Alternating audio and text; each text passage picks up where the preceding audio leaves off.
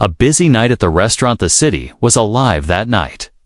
Outside, the streets shimmered with the reflection of neon lights on wet pavement, left slick by an afternoon drizzle. Car horns echoed in the distance, the hum of engines blending with the laughter of people walking along the sidewalk.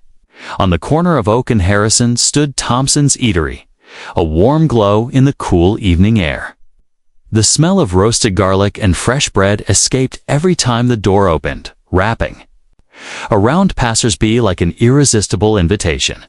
Mark Thompson stood behind the polished wooden counter, scanning the restaurant with practiced eyes. He had been running this place for 10 years, but on nights like this, it still felt like both a blessing and a battle. His salt-tanned pepper hair was tied back loosely, and a faint dusting of flour clung stubbornly to the front of his apron. His hand smelled faintly of oregano and fresh basil. He had been helping in the kitchen earlier, tossing pizzas for the early dinner crowd. The restaurant itself was not huge, but it had character. The brick walls were lined with old framed photographs, pictures of Mark with famous chefs he admired, snapshots of regular customers celebrating birthdays, and a few black and white photos of the restaurant's early days when his father had first opened it. Each table was topped with a flickering candle, casting a gentle golden glow over conversations. Wooden chairs creaked softly as customers shifted in their seats, and the air was alive with the blend of voices, music, and the comforting clatter of cutlery. The dinner rush was in full swing. Waiters moved quickly between tables, balancing heavy trays of food. Glasses of red wine caught the light as they were placed on tables alongside steaming plates of pasta. Fragrant grilled chicken and wood-fired pizzas bubbling with melted cheese. From the kitchen came the steady sizzle of frying pans, the rhythmic chop of knives on cutting boards, and the chef's voice calling out orders in a steady, almost musical rhythm. Near the corner table, a young couple sat laughing softly, leaning close over a shared dessert. At another table, a family of 4 chatted happily as the youngest child tried to sneak extra breadsticks from the basket. An elderly man at the bar swirled his drink slowly, watching the room with the quiet contentment of someone who had been coming here for years. Mark's eyes moved over every corner of the room. He had learned long ago that a good restaurant owner saw everything: the empty water glass, the impatient glance, the hesitant customer scanning the menu. He noticed one of the waiters, James, struggling with a heavy tray, and stepped forward to take a plate from him before it could tip. "You okay, kid?" Mark asked. James nodded quickly, his cheeks flushed. "Yeah, just busy tonight." "That's a good problem to have," Mark replied with a faint smile, setting the plate down on a nearby table himself. But behind his smile, Mark could feel the pressure building. Friday nights were always the same, a test of speed, patience, and stamina. One wrong move, one unhappy customer, and the mood of the entire night could shift. He had seen it happen before. A single complaint could ripple through the team like a bad chord in a song. The kitchen doors swung open again, letting out a wave of heat and the sharp scent of seared meat. The head chef, Marco, barked orders in his thick Italian accent while wiping his brow with the back of his sleeve. 2 younger cooks worked furiously at the stove, flipping pans with quick, practiced movements. Mark glanced at the clock. 7:20 p.m., the busiest part of the night, was still ahead. He moved toward the entrance, checking to make sure the waiting area was organized. A couple of coats hung neatly on the rack, and a small chalkboard listed the specials of the night in neat handwriting. Tonight's specials: creamy wild mushroom, risotto herb-crusted salmon with lemon butter sauce roasted, vegetable lasagna, chocolate lava cake. The chalk was smudged slightly, probably from a customer brushing against it. Mark reached out and fixed it without thinking. Outside, a small group of people had gathered near the window, peeking inside. Some were waiting for a table. Others were simply drawn by the warm light and the smell drifting into the night air. Every so often, the door would swing open, letting in a gust of cool air and the distant sound of traffic. Mark loved this view. People laughing over food, friends catching up after work, couples holding hands across the table. But he also knew that in a place like this, things could change in a heartbeat. One small misunderstanding, one bad assumption, and the whole evening's rhythm could be thrown off. And that night, though he didn't yet know it, the next people. To walk through that door would test his patience, his values, and his ability to see beyond appearances. The couple arrives, the door opened with a soft chime, and a cool draft slipped into the warm room. Mark looked up from the counter, out of habit. He always checked who was coming in. On busy nights, a quick glance told him a lot. How many people, their mood, whether they were likely to wait, and how soon a table might turn. A couple stood just inside the doorway. They didn't rush in. They paused and looked around, as if they were unsure whether to step forward or to leave. The man was in his early 30s, tall but a little hunched, like someone who had been carrying a heavy backpack for too long. He wore a simple navy hoodie with the sleeves pushed to his elbows and a plain t-shirt underneath. His jeans were clean but faintly worn at the knees. His hair looked freshly washed but not styled, as if he'd used a sink and a towel and nothing more. The woman beside him was a little shorter, with a light scarf around her neck and a long cardigan that reached her thighs. Her shoes were soft flats, the kind you choose for comfort. She kept one hand on her stomach, not because of pain, but like a quiet habit, they shared a quiet look. The man gave her a small nod, and together they stepped up to the host stand. The waiting area was already full of chatter, the low, polite kind that people use when they know they are about to wait 20 or 30 minutes and don't want to complain. A couple of people glanced at the new arrivals, then returned to their conversations. The young waitress, Mia, looked up from the reservation list and smiled. "Good evening. Do you have a reservation?" she asked. The man cleared his throat. "No, sorry, just the two of us." Mia glanced at the screen. The list was packed. Names marched down the tablet with estimated times next to them, most of them optimistic. She had learned to add 5 or 10 minutes to whatever the screen predicted on nights like this. She bit her lip for a second, then smiled again. "It's a busy night. I can put you on the list. It might be 25 to 30 minutes. Maybe a little more." The woman gave a small nod. "We can wait," she said softly. Mark watched from a few steps away. He wasn't trying to judge. He was measuring, calculating, doing the mental math that kept the place moving. He noticed how the man rested his hand on the back of the woman's chair as Mia pulled it out for her. How he kept his body turned slightly toward her even while he spoke to the hostess, protective without being pushy. The woman, for her part, kept her eyes on the room, taking it in slowly. The lights, the smells, the warmth. She held that small smile you get when something feels familiar and safe. There were only 2 chairs near the window left in the waiting area. The couple took them and sat close together. Outside, the streetlights glowed on the wet sidewalk. The woman's gaze lingered on the corner table by the window, the one with the small plant and the framed photos of the restaurant's first year. She looked at it like it meant something. "First time?" Mia asked, pen in hand.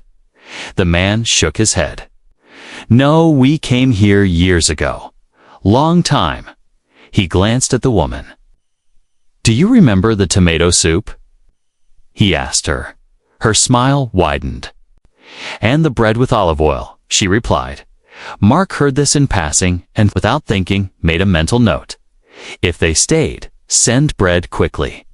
Little things matter when people look tired. Another wave of noise came from the kitchen. Pans clattering, a timer beeping. The chef calling out to salmon. "1 risotto. Let's move." Mark felt that familiar push in his chest, the engine of the place revving up again. He checked the screen behind the counter. 3 tables were paying. 1 was waiting for dessert. 2 large parties were about to arrive. Timing would be tight. He returned his attention to the couple. They weren't on their phones. They didn't fidget. The man rubbed his thumbs together as if trying to warm them, and the woman sat with her hands folded in her lap, studying the menu posted by the host stand as if she was memorizing it. Every minute or so, they shared a few quiet words that only they could hear. "Water?" Mia offered, appearing with 2 paper cups. "Thank you," the woman said. Her voice was soft but grateful. As Mia left, the man took a slow sip and exhaled. "Smells the same," he said. The woman nodded. "Feels the same too." Mark moved along the aisle to check on a table. He passed the waiting area and saw the woman glance again at the corner table by the window. Her eyes softened with recognition. He wondered, was it an anniversary? A special memory? He had seen that look before. People returned to places that held pieces of their life. Birthdays, apologies, goodbyes. New beginnings at the bar. The elderly regular, Mr. Harris, raised 2 fingers for another club soda. Mark poured it himself and slid it over. "Busy one," Mr. Harris said, chuckling. "Always," Mark replied. "How's the game?" "Home team's losing." "They need your risotto." Mr. Harris winked. Mark smiled and turned back toward the floor. He caught James's eye and pointed at table 7 for a refill. He noticed a bread basket getting low and signaled for a new one. He kept the machine in his head running smoothly. Tick, tick, while his eyes went back to the couple by the window. They were whispering now. Not secretive, just gentle. The man's shoulder touched the woman's. She leaned toward him, and their faces grew closer. The woman blinked a few times, as if steadying herself. The man nodded slowly, the way people nod when they're saying, "I'm here." A small group entered behind them for people in smart jackets, laughing loudly, perfumes mixing with the scent of basil and butter. They had a reservation, and they let everyone know it. Mia guided them to a table near the middle, the one with a large lamp above it. The couple turned their heads to watch them pass, then looked back at each other. The man's jaw worked for a second, and then he relaxed it. "Excuse me," the woman said softly, raising her hand. "How much longer do you think?" she asked, kindly, not demanding. Mia leaned over the stand, checked the screen, and then looked over the room. A 2-top near the back would be leaving soon. The bill was already on the table. "Maybe 20 minutes," she said. "I'll try my best." "That's okay," the woman replied. "We're fine." Mark approached, keeping his tone friendly. "Thanks for waiting. Busy night," he said. "No problem," the man answered. It's a nice place to wait. You been here before?" Mark asked. "Years ago," the woman said. She looked toward the corner table again. "We came on a rainy night. Like this." "Ah," Mark said, smiling. "Rain makes the food taste better." It was a joke he used sometimes. It usually got a laugh. This time, the man smiled briefly. The woman's eyes drifted again to the corner. There was more to it, Mark felt, but he didn't press. He never pressed. People tell you what they want to tell you. They keep what they need to keep. He stepped back to the counter as the door chimed again. The crowd seemed to move in slow waves tonight, a surge at the entrance, a pull toward the tables, a return to the door when checks were paid. He liked seeing the pattern, predicting the next step. It felt like riding a current. A server came by with a tray of plates, and a napkin slid dangerously toward the edge. Mark snatched it just before it fell and tucked it under the salt shaker. "Careful," he said. The server flashed a grateful look and kept moving. Mia returned to the couple. "We have stools at the bar," she offered. "You can sit there until a table opens." The man glanced at the woman. She shook her head very slightly. "We'll stay here if that's okay," she said. There was something in her voice, maybe. Tiredness, maybe a need to stay still. Of course, Mia said. Minutes passed. Not long, but long enough to feel like time had stretched. The couple's cups were empty. Mia refilled them without being asked. The man thanked her with a small nod. A table in the back waved for the check. A birthday song broke out at a table near the wall, soft and cheerful. The kitchen door bounced on its hinges as servers came and went, arms full, faces focused. The couple talked again, quiet, close, careful. The woman's hand drifted to the scarf around her neck. She rubbed the edge of it between her fingers as if it calmed her. The man's foot tapped once, then stilled. He looked at the framed photo by the window. A younger Mark standing with his father in front of the same brick wall, both of them grinning, both of them holding a giant wooden spoon like a joke trophy. The door opened again. A gust of cold air swept in, and with it, a pair of customers without a reservation to friends and office wear, laughing, full of the loose energy that comes at the end of a long week. They asked how long the wait would be. When they heard 20 minutes, they decided to stick around, drifting toward the bar with casual ease, ordering drinks while they waited. The couple watched them too, then turned back to each other with a tiny smile that said, "That used to be us." Mark checked the list, 2 names ahead of the couple, then theirs. He did more math in his head. The 2-topping back was lingering. The dessert table had changed their mind and ordered coffee. The corner table empty now had been reserved for a party of 4 running late. He weighed his choices. Could he slide the couple into the corner table for a short time? No, that would cause a collision later. Could he ask the party of 4 to shift to a different table when they arrived? That would create a chain reaction across the room. He exhaled slowly through his nose. Keep it steady. Keep it fair. He saw Mia hesitate by the counter. She looked at the couple, then at the corner table, then at the screen. She opened her mouth as if to ask him a question, and then closed it. He gave the smallest shake of his head. Not yet. Keep the flow. Then, something small happened, one of those tiny human moments that can bend a night. A customer at the bar stood to leave and bumped the man's knee with her bag. "Oh, sorry," she said quickly. "It's okay," the man replied at once, smiling. He meant it. He had the kind of smile that said, "No harm."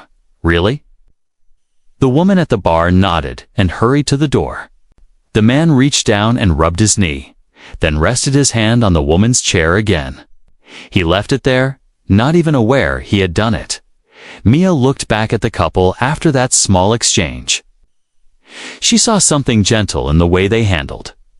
Small inconveniences, the non-complaint, the patient waiting. She glanced at Mark as if asking for permission she hadn't spoken out loud. Mark gave a slow nod. "If the back 2-top pays in the next 5, seat them there," he said quietly. Mia's face brightened just a little. "Got it. 5 minutes can feel both short and long." In that time, a server refilled 3 waters. A child laughed loudly at something on a phone, and a fork clinked on a plate and spun once on the table before stopping. In that time, the couple said nothing. They sat with their shoulders almost touching, breathing the warm air of tomato, garlic, and baked cheese, listening to plates slide onto tables and chairs scrape gently, watching tiny scenes of other people's lives unfold in a room that smelled like comfort and sounded like relief. At last, the back table signed their check. The server whisked it away. Mark watched the motion like a short race. He gave Mia a tiny wave now. Mia walked to the couple, her smile, small but real. "Your table is ready," she said. The woman looked up, surprised.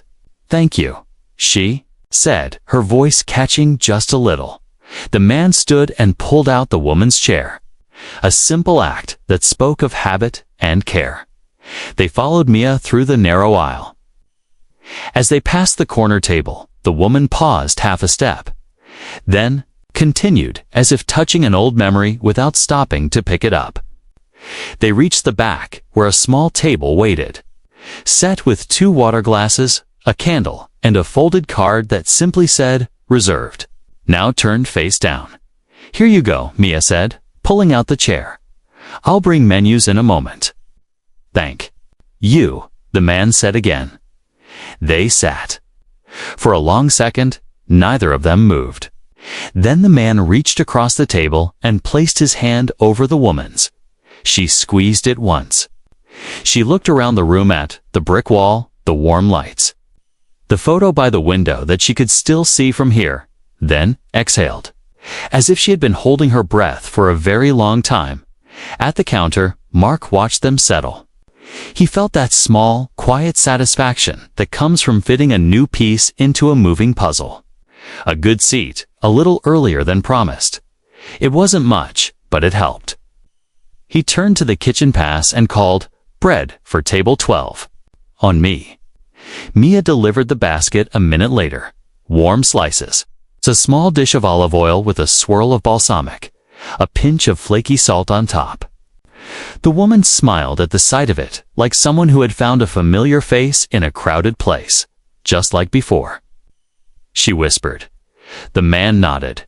Just like before. They broke the bread carefully, sharing the first piece. The candle. Flame between them wavered, and then stood steady again.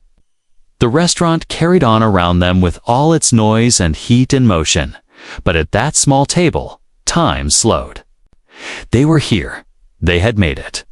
And though no one else knew it, yet not Mark, not Mia, not the waiter who would soon take their order, this table, on this night, meant far more than a simple meal.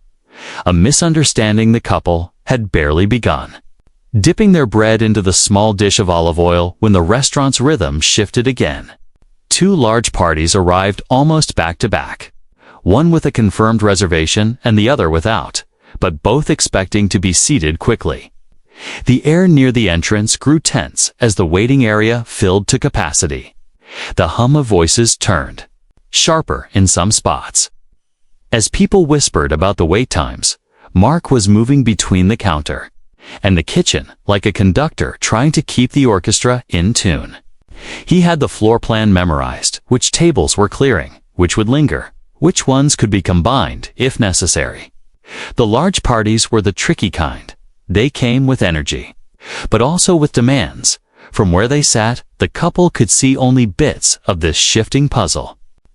They watched servers dart past with trays of wine glasses, heard chairs scraping as tables were moved together, felt the buzz of more people entering the room. The woman glanced toward the entrance. Her eyes followed Mia, who was now speaking. To a man in an expensive-looking coat, his arms folded, his mouth set in a firm line. Meanwhile, a different server, Kyle, new to the job, eager but still learning, was trying to locate a table for 2 customers who had been waiting almost as long as the couple. Kyle didn't have the full picture. He only knew there was a small table in back that looked available, and he assumed it was free for seating. Unfortunately, that table was the couple's. Kyle approached them with a polite but brisk tone.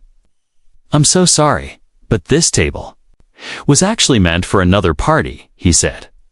He was trying to be professional, but his words came out clipped, more like an order than an apology. The man paused mid-bite, looking confused. "We were seated here just a few minutes ago," he said. His voice was calm, but there was a hint of uncertainty. "Yes, I understand," Kyle replied quickly, "but we have a reservation for this spot, and I'll need to ask you to move to the waiting area until we can find another table." The woman's fingers stilled on the bread. She looked at the man, then back at Kyle. "We already waited," she said softly, almost as if she didn't want to cause trouble. Kyle, feeling the pressure of the growing crowd behind him, glanced toward the entrance. He spotted the impatient party of 2 he'd been told to seat and made a split-second decision. "I'm sorry," he repeated, though his voice had lost some warmth. "We'll get you seated again soon." From across the room, Mark noticed Kyle speaking to the couple, but in the flurry of activity, he didn't catch the exact words. He saw the man stand slowly, his chair scraping lightly against the floor, and the woman rise beside him, holding her scarf with one hand. They didn't make a scene. They didn't raise their voices. They simply stepped away from the table, as if retreating from a space they didn't belong in. But there was a visible shift in their posture. The quiet excitement they'd carried into the restaurant seemed to fold in on itself. Kyle motioned them toward the waiting area. "Just a few minutes," he assured them, already half-turning, "to lead the new customers to the table." The man gave a small nod, but his eyes dropped to the floor. The woman's gaze swept the restaurant once more, passing over the corner table she'd looked at earlier. This time, her expression was harder to read. Not sadness, exactly, but something deeper. Something that pressed inward. Back in the waiting area, the couple found 2 seats near the door. The warmth of the restaurant didn't reach here as strongly. A faint chill from the street slipped in every time the door opened. They sat close again, but now there was a quiet stillness between them. Mark, finally making his way toward the front, caught sight of them sitting there again and felt a flicker of confusion. They had just been seated. Why were they back in the waiting area? He approached Mia first. "What happened to table 12? He asked, keeping his voice low. Mia blinked. "Table 12. I seated the couple there." She turned and saw them by the door. Her brow furrowed. "Wait, are they?" Before she could finish, Kyle passed by, heading toward the kitchen. "I had to move them," he said quickly, not slowing down. Another party was supposed to have that spot. Mark's jaw tightened. "Which party?" "The two-top near the front." "They've been waiting," Kyle replied, already halfway. Through the swinging doors, Mia looked at Mark. "But I cleared that table for them specifically," she said. Mark's eyes returned to the couple. They were sitting quietly, their hands folded, their gazes on nothing in particular. A few customers in the waiting area shifted uncomfortably, sensing the awkwardness of the situation. For a moment, Mark considered leaving it. It was busy. There were customers to seat, orders to check, and mistakes happened. But something about the way the woman sat, her scarf tucked close, her posture, both patient and tired, made him pause. This wasn't just a seating mix-up. Something else was. Here, the confrontation Mark didn't usually leave the counter in the middle of a rush unless something truly needed his attention. But this didn't sit right with him. The couple had waited patiently, had finally been seated, and now they were back at the door like strangers who had just walked in. He wove through the crowded aisle, the hum of voices and the clink of glass surrounding him. The smells from the kitchen: garlic, lemon, butter. Roasted vegetables were still there, but now they felt muted to him. His focus narrowing as he approached the couple. They noticed him coming. The man straightened slightly in his chair. As if bracing for something, the woman shifted her scarf, her eyes flickering to his face, then to the floor. "Is everything okay?" Mark asked, his voice calm but edged with the firmness of someone who had run a restaurant long enough to know. When something had gone wrong, the man hesitated. We're seated," he began, then stopped himself, glancing briefly at the woman. But there was a mix-up. Mark looked at the woman. She didn't speak, but her expression told him she didn't want to make trouble. Still, he could see the faint flush in her cheeks, the way her hands were folded tightly together. "Mix up," Mark repeated, though he already knew what had happened. "You were at table 12, correct?" The man nodded once. "That was our mistake," Mark said, his tone turning more clipped than he intended. "We have a very busy night, and sometimes these things happen. But we'll find you another table as soon as possible." The woman gave a small smile, polite but strained. "It's fine," she said softly. "We can wait." Something in her voice made him pause. Not the words themselves, but the way they seemed to carry more weight than she was letting on. Still, the noise from the kitchen pulled at him, the chef shouting for a missing order. The register beeping, a server calling his name from across the room in the corner of his vision. He saw Kyle returning to the floor, the two new customers. Settling happily into table 12, their coats draped over the chairs. The man at the bar laughed loudly at something on his phone. The hum of the restaurant carried on, but in the small bubble by the door. The air was heavier. "Listen," Mark said, lowering his voice. "We do our best to keep everyone happy. But we also have to stick to our seating plan. I hope you understand." The man's jaw tightened, just slightly. "We do. We just—" "Waited a while," he said evenly. Mark nodded once, a quick motion. "I know. And I appreciate your patience." He gestured toward the waiting area. "If you'd like, I can get you something to drink while you wait." "On the house." The woman shook her head. "We're okay," she said again, almost a whisper. He lingered for a moment longer, then stepped back. He had other customers too. Attend to, orders to check, and a dozen things pulling him in different directions. In his mind, it was a small inconvenience for them, a frustration, sure, but nothing out of the ordinary for a busy Friday night. But as he walked away, he noticed the way the man leaned slightly toward the woman, speaking in a low tone meant only for her. She nodded once, her eyes still down. Something about that small exchange, quiet, restrained, stuck in his mind. At that moment, he didn't know that this would be the thing he'd remember most about the night.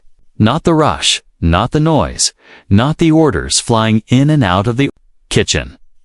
Just that quiet pair by the door, waiting again, holding something back.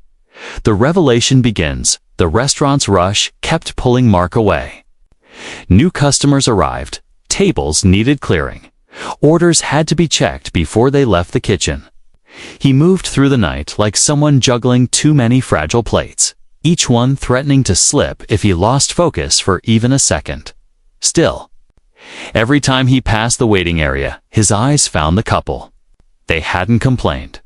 They hadn't sighed loudly or rolled their eyes like some customers did when they were asked to wait. Instead, they sat quietly, speaking in low voices. Their bodies turned slightly toward each other, as if the rest of the room didn't exist. Mia, the young waitress, noticed it too. She was moving from the bar to the far corner tables with a tray of drinks when she heard a fragment of their conversation. It wasn't her intention to eavesdrop, but the waiting area was narrow, and their voices carried just enough for her to catch a few words. "Hospital tomorrow," the man said softly. The woman gave a faint nod. "Early, before sunrise." "You'll be okay," the man told her, though there was a tightness in his voice. The kind that comes from saying something you hope is true. Mia slowed her steps without meaning to, listening just a moment longer. "We should have eaten something better earlier," the woman murmured.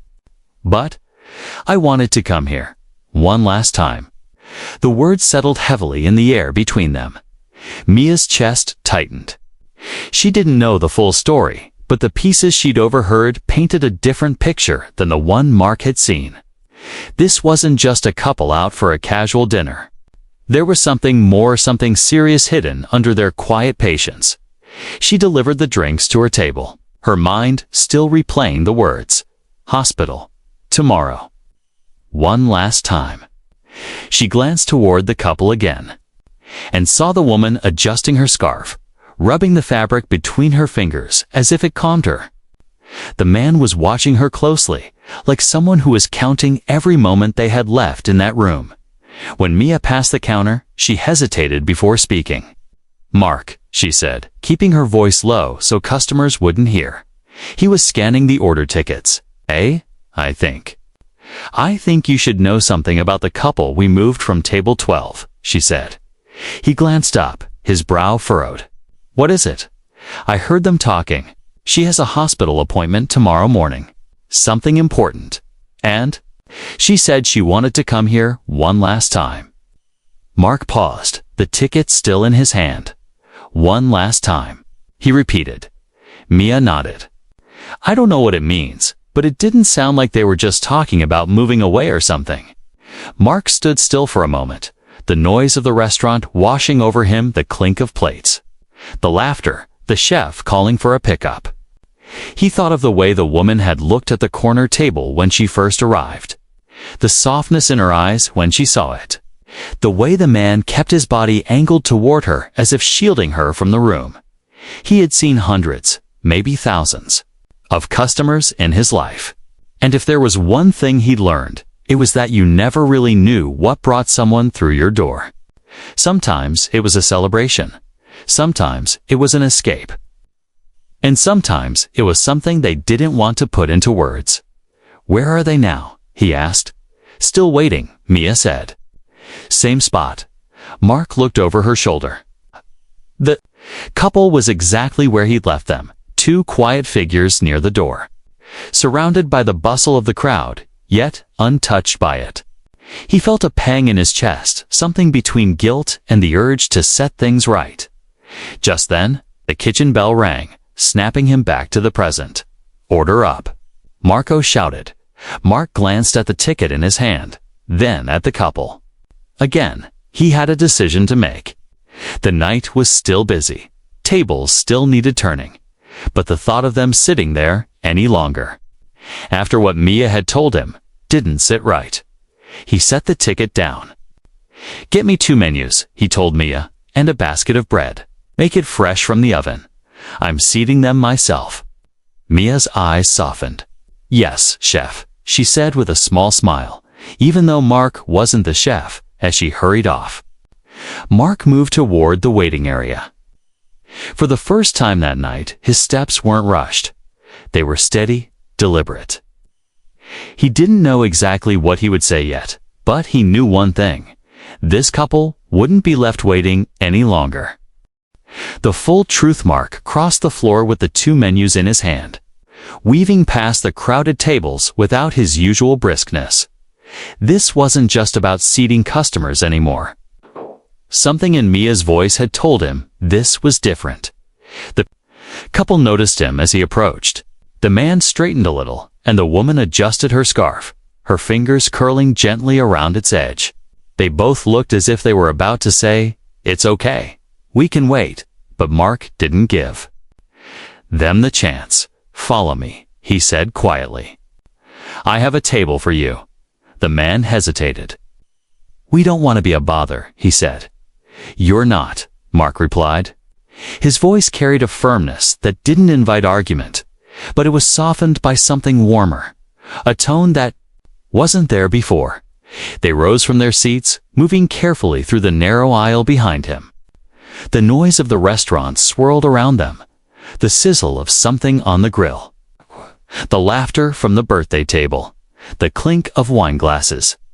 But for the 3 of them, it felt quieter, as if the space between them and the rest of the room had grown thicker, more private. Mark stopped at the table by the corner window, the one the woman had looked at when she first walked in.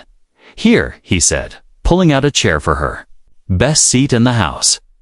The woman paused for a fraction of a second before sitting, her eyes sweeping over the table as though she was recognizing an old friend. The man took the seat opposite her, his hands resting on the edge of the table, fingers loosely interlaced. Mark set the menus down but didn't walk away immediately. "Mia mentioned you've been here before," he said. The man gave a small smile. "Years ago, before everything." "Everything?" Mark asked gently. The man glanced at the woman. She met his eyes, and for a moment they seemed to have a silent conversation. Then she nodded ever so slightly, as if giving him permission. "It was our first anniversary," the man began. "We'd been saving up for months. We were both working back then, long hours, small paychecks, but we wanted to celebrate somewhere nice. This place was it." The woman smiled faintly. "We sat right here," she said, touching the edge of the table. It rained that night too. Mark listened, saying nothing. "Things were good for a while," the man continued. "We moved into a small apartment, talked about starting a family, and then—" He trailed off, his eyes dropping to the table. She got sick. The woman didn't look away from Mark. "Cancer," she said simply. Her voice steady but quiet. Mark felt the words settle heavily in the space between them. "It's been a few years now," the man said, clearing his throat. "Treatments, surgery, more treatments. We've spent more time in hospitals than anywhere else. Sold almost everything we could to keep up with the bills. Ouch. Moved out of our apartment last year." Mark's chest tightened. He knew what that meant without asking. The woman continued. "Tomorrow morning, they're doing another surgery. The big one. The doctor said it's risky. Might be the last chance." The man reached across the table, resting his hand over hers. "So tonight," he said, "we decided to come here. One last time, no matter what." For a moment, Mark couldn't find his voice. He looked at them, not as customers now, but as people carrying something far heavier than the bustle of a restaurant could ever show. He thought about earlier that night, about how they had waited without complaint, how they had been moved from one table to the waiting area, how they had accepted it quietly. He realized they hadn't just been patient, they had been protecting this night. The woman gave a small smile. "We didn't tell anyone. We didn't want it to be sad. We just wanted to remember something good." Mark swallowed hard. "Thank you for telling me," he said finally. "I'm sorry about before." The man shook his head. "You didn't know." "No," Mark said softly, "but I do now." As he stepped away, Mark's mind was already working. He didn't want their last visit here to be marred by a seating mistake or by the weight of the morning to come. This night had to be different. It had to feel like something worth remembering, something warm enough to carry with them into whatever came next. He headed toward the kitchen, the menu still in his hand. His steps quicker now, with a purpose that went beyond running a restaurant. This wasn't just dinner anymore. This was a gift he was going to make sure they got. Mark's change of heart. Mark stepped into the kitchen, pushing the swinging doors open with more force than he meant to. The heat rushed over him, the thick smell of roasting garlic sizzling, butter and fresh bread wrapping around him like a heavy blanket. Marco, the head chef, was calling out orders while flipping a pan with one hand and sprinkling chopped parsley over a plate with the other. Mark didn't interrupt right away. He stood near the pass, menu still in hand, waiting until Marco finished plating the salmon. Only then did he lean in. "I need you to help me with something special," Mark said. Marco raised an eyebrow. "Special?" Mark nodded, his voice lower now. "Table by the corner window. 2 people. They've been through a lot. This is an important night for them. I want it perfect." Marco's serious face softened. "What are you thinking?" Mark's mind was already spinning. "Start with the bread, fresh batch. Then send over the house soup, even if they didn't order it. The mushroom risotto. The salmon with lemon butter and..." He paused, picturing it. "Finish with the chocolate lava cake. On the house, all of it." Marco gave a slow nod. "I'll make it happen." Back on the floor, Mark stopped at the bar. "Pour the best red we have," he told the bartender. "Not too strong, smooth finish.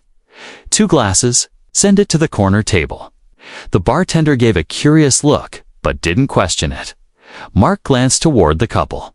They were sitting quietly, their hands touching on the table. The candle between them flickered, casting a soft glow on their faces. The woman was looking out the window, watching the light drizzle on the street. The man was watching her as if trying to memorize every detail. Mark took a deep breath. This was no longer about fixing a seating mistake. It was about making sure that when they thought back on this night, and maybe someday, when someone else heard their story, it would be remembered for warmth, not for disappointment.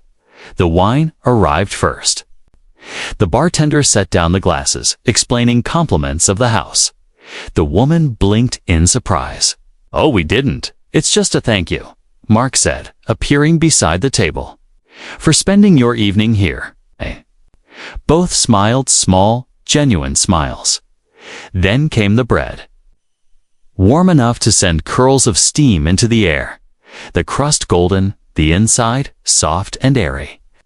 The olive oil was drizzled with balsamic, a sprinkle of sea salt catching the candlelight. The woman tore off a piece and sighed as the heat touched her hands. "Just like I remember," she murmured. Course after course arrived, each one chosen with care. The soup was creamy and rich, the risotto perfectly cooked, the salmon tender and bright with lemon. Mark watched from a distance as the couple leaned in toward each other between bites, speaking quietly, sometimes smiling, sometimes simply sitting in silence that felt full rather than empty. Other customers came and went, and the noise of the restaurant swelled and softened like the tide. But around that small table in the corner, there was a stillness, space untouched by the rush of the night. Mia brought the dessert, the chocolate lava cake, its warm center oozing onto the plate, a scoop of vanilla ice cream melting slowly. Beside it, she placed it between them with 2 spoons. "Chef says you have to share," she joked gently. The woman laughed softly, and the man smiled wider than he had all night. They clinked their spoons together before taking the first bite. Mark approached one last time before they finished. "I hope tonight has been what you hoped for," he said.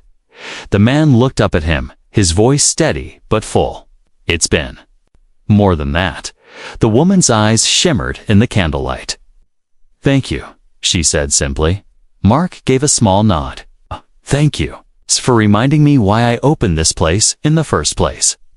He left them then, giving them space for their final moments at the table. When they eventually stood to leave, Mark was waiting by the door. He shook the man's hand firmly. Then, without thinking too much, stepped forward and gently placed his other hand over the woman's. "Good luck tomorrow," he said quietly. "I'll be thinking of you." Her smile was warm and a little sad. "That means more than you know." And then they stepped out into the drizzle, walking close together under the glow of the streetlights. Disappearing slowly into the night, Mark stood in the doorway for a long moment, watching them go. The sound of the restaurant fading behind him. The lasting lesson, the door swung shut behind the couple, and for a few moments, Mark simply stood there, his hands resting on the edge of the host stand. The warm hum of the restaurant wrapped around him, but his attention was still out on the street, watching the faint blur of their figures as they moved away under the soft drizzle. The streetlights cast halos in the wet air, and each step they took seemed deliberate, unhurried, as if they were trying to stretch the night for as long as it would go. Mark knew the rush wasn't over. Tables still needed clearing. Orders needed checking. New customers would keep arriving until closing time, but something inside him had shifted. He had been running restaurants for over a decade, and he'd learned to move quickly, to make decisions in seconds, to keep the flow steady. But tonight had reminded him of something that often got lost in the noise. Every person who walked through the door had a story, and sometimes was far heavier than you could imagine. Back in the kitchen, Marco caught his eye. "They liked the food." Mark nodded. "They liked everything." He paused. "And I'm glad we did what we did." Marco tilted his head. "Special night for them." Mark's gaze drifted toward the corner table. The candle was still burning. There, a small flame in an empty space, its light flickering against the brick wall. "Yeah," he said softly. "Very special." Later that night, after the last table was wiped and the chairs were stacked on the tables, Mark stayed behind. He poured himself a coffee, sat at the corner table, and let the quiet settle over him. The scent of the evening still lingered. Garlic, fresh bread, roasted vegetables. He could almost hear the couple's voices, soft and low, the way they'd spoken to each other like the rest of the world didn't matter. He thought about how close he had come to letting the night slip by without really seeing them. To him, earlier, they had just been to more customers in the middle of a busy evening. But under the surface, they had been carrying something enormous, something fragile. Mark leaned back in his chair. He knew that in a week, most of the customers he served tonight would be a blur in his memory. Faces without names, tables without stories. But that couple, he wouldn't forget them. Not the way they sat close, not the way they looked at the corner table, and not the quiet courage in the woman's eyes when she said tomorrow. A few days later, Mark found himself telling the story. Not all the private details, but enough to make people think. He told his staff during a slower lunch shift, and then he told his sister over the phone. You never know what someone's going through, he said, each time. Don't assume. Don't judge too quickly. Just be kind first. The lesson stuck with him, and over the weeks that followed, he noticed changes in himself. When customers seemed impatient, he looked closer before reacting. When someone seemed out of place, he asked himself what might have brought them there.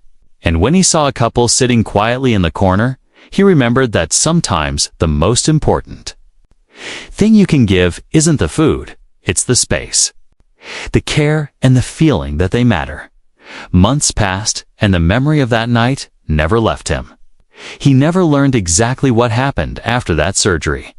He didn't know if they came through it, if they celebrated afterward, or if it had been their final meal together. But he hoped, truly hoped, that whatever came, they carried a piece of that night with them, because he knew he did. From then on, Mark kept a small reminder for himself. In the corner table by the window, he placed a tiny framed card. It didn't mention the couple's names or their story. It simply read, "Be kind. Everyone has a story you can't see." And every time he looked at it, he thought of the couple, the rain, and the night.